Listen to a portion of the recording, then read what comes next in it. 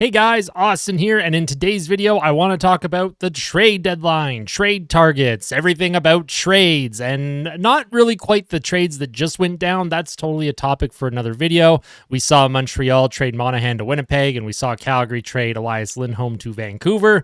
Winnipeg and Vancouver are starting to load up as we get into the grind of the second half of the season. I like that they're loading up almost a month before the trade deadline. They want to get ahead of that. They probably saw the Oilers sign Corey Perry, and I think these teams know, okay, everyone means business right now, and we want to get better and prevent them from being better than us in the playoffs. So good for them. I still like Edmonton's chances, though. But when I was thinking about the trades that just went down, I had been already working on some kind of trade video for the Oilers. Obviously, things have kind of changed, so my style for this video is going to be a little bit different. I'm basically just going to bring up trade targets that I think the Oilers should go after. Players that I think are affordable. This has nothing to do with me being able to project what these players would cost in a trade. This is just a list of players that I would want Edmonton to personally target. Most of these players are on expiring contracts at the end of the year. Most of these players are on teams that are not in win now mode, or they have cap issues that they might want to try and move on from. So without further ado, let's jump into it. I'll get us to the next screen.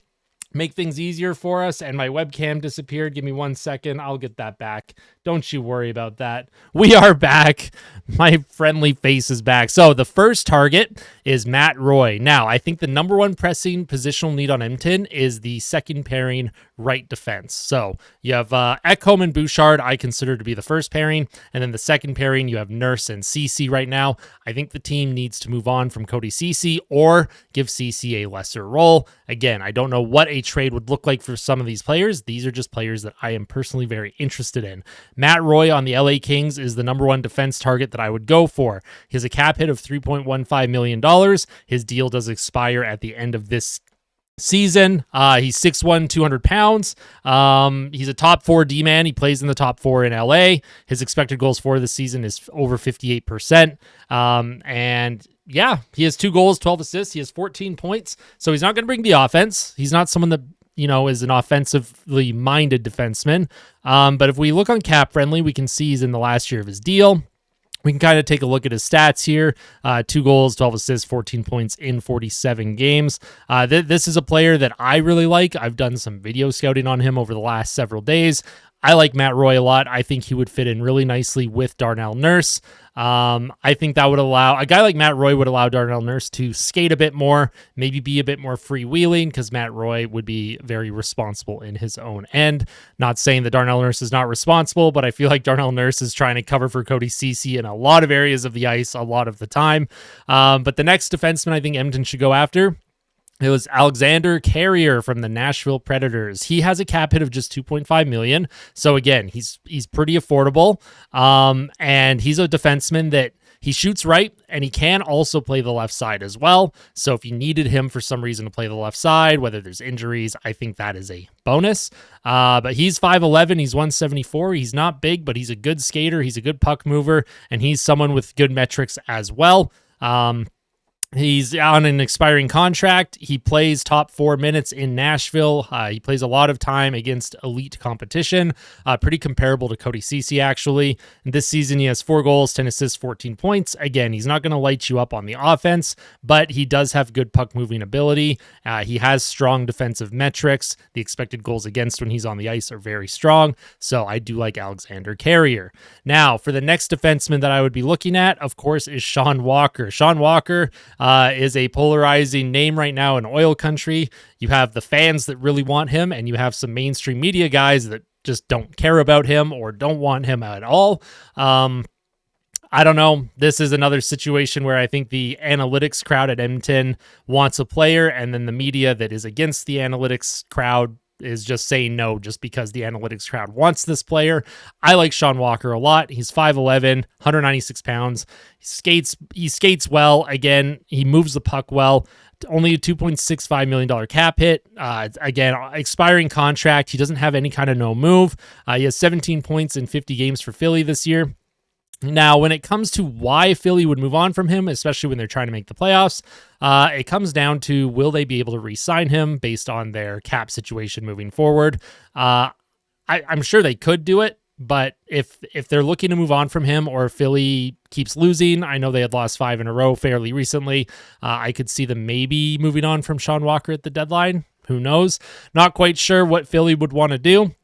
And again, I'm not sure what the cost would be to acquire a player like Shawn Walker, but those are 3 right defensemen that I would personally target if I'm Edmonton. In order, I like Matt Roy number 1, I like Carrier number 2, and then Walker number 3. But if Edmonton was able to grab any of them, I think that is a good thing.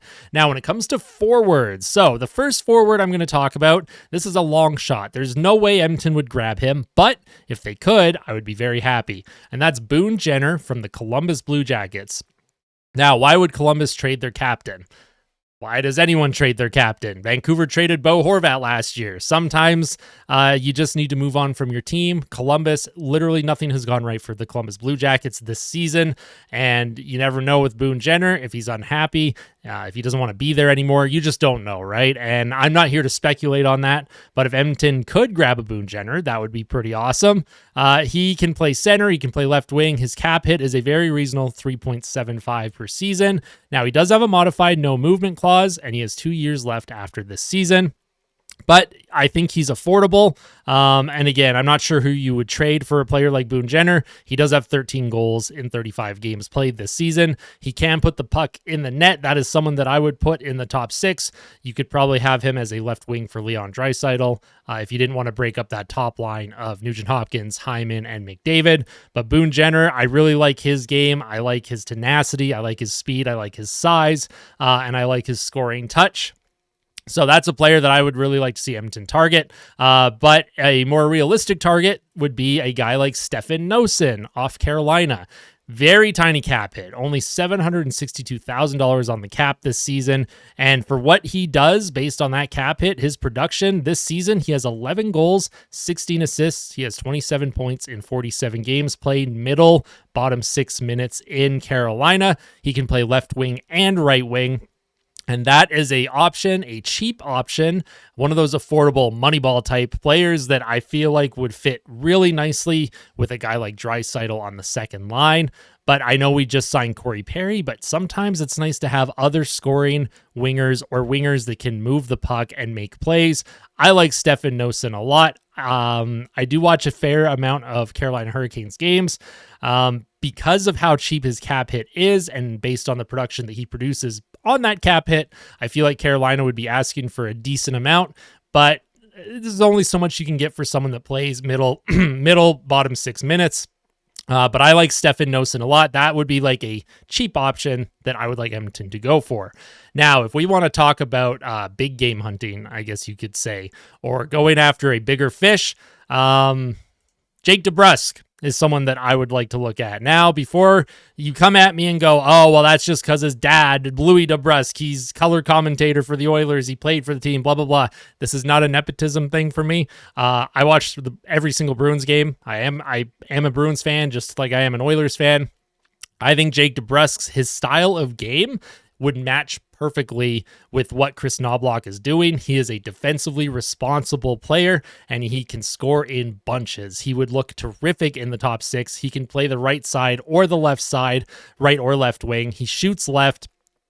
He's fast. He's good in the corners. He's good on the penalty kill.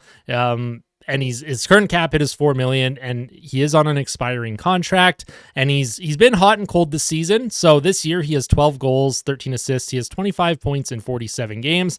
Now, I know the Boston Bruins, they are in win now mode. They are in their centennial season.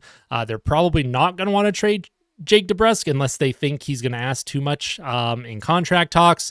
There's a lot of speculation that Jake will come in at around the $6 million a year mark on his new contract. But because he hasn't scored as much, he has struggled on that shooting percentage side this year, despite strong metrics. That's why I would target him if I'm the Oilers. I think he would be a terrific winger to stick into the top 6. And he has tons of playoff experience. He has a cup finals experience. He can score goals. He has 22 goals in 73 games played in the playoffs. So I think he could be a perfect fit in Edmonton. Again, the cost to acquire someone like Jake DeBrusque, if Boston's looking to move into a retool or rebuild after this season, they're going to be wanting prospects, they're going to be wanting picks, and because of that cap hit, you'd also have to move money out. So again, this is not me saying what I think you should give up for these players. This is just me talking about players that I want Edmonton to target personally, and I really like Jake DeBrusque a lot. Now, the next player, this is kind of a wild card. I don't think it'll happen, but if it did, I wouldn't be very against it. Jordan Eberle from the Seattle Kraken. Now, his cap hit is $5.5 million a year. You would probably need Seattle to eat some of that, probably at least half. He is in the last year of his contract with a modified no movement clause.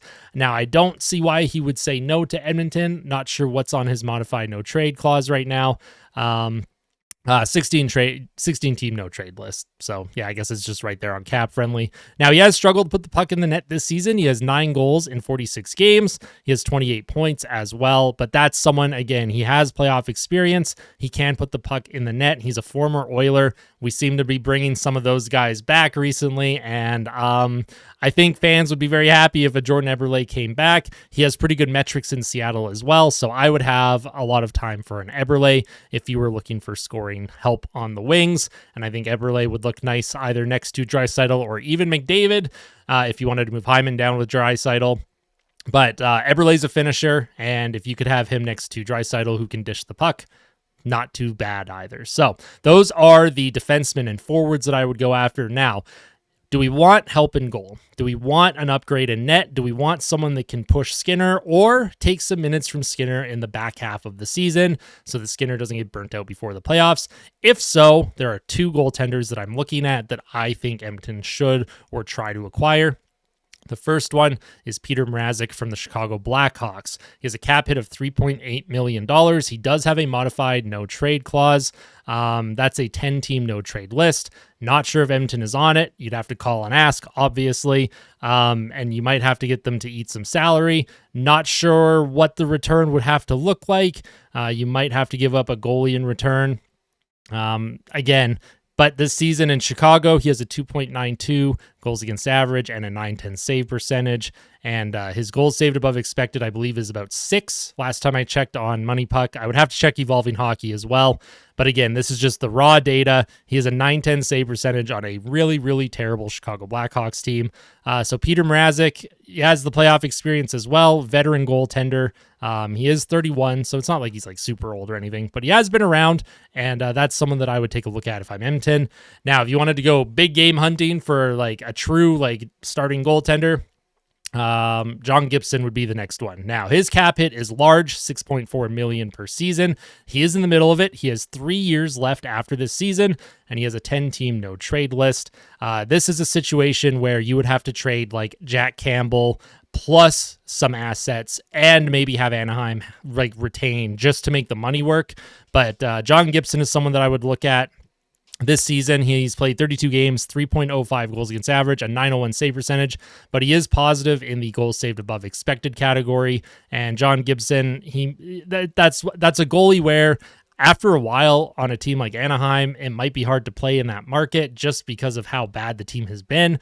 And I think he could be rejuvenated in an Oilers uniform. But those are the, 1, 2, 3, 4, 5, 6, 7, 8, 9-ish players that I think Edmonton should be targeting. 3 defensemen, 4 forwards, and 2 goaltenders. So what do you guys think about my trade list? Who do you think the Oilers should target in your opinion? I'm curious to know what your thoughts are. Do you think Edmonton should be making a move before the trade deadline? Should they be jumping into this heated up trade market that Calgary and Vancouver and Montreal and Winnipeg have started? Let me know your thoughts in the comment section below. And as always, if you like the video, make sure you hit like. If you really liked it, make sure you hit subscribe. We are building a great channel here in 2024, and I'm excited for what the future has in store for us. So until next time, I'll see you later, guys.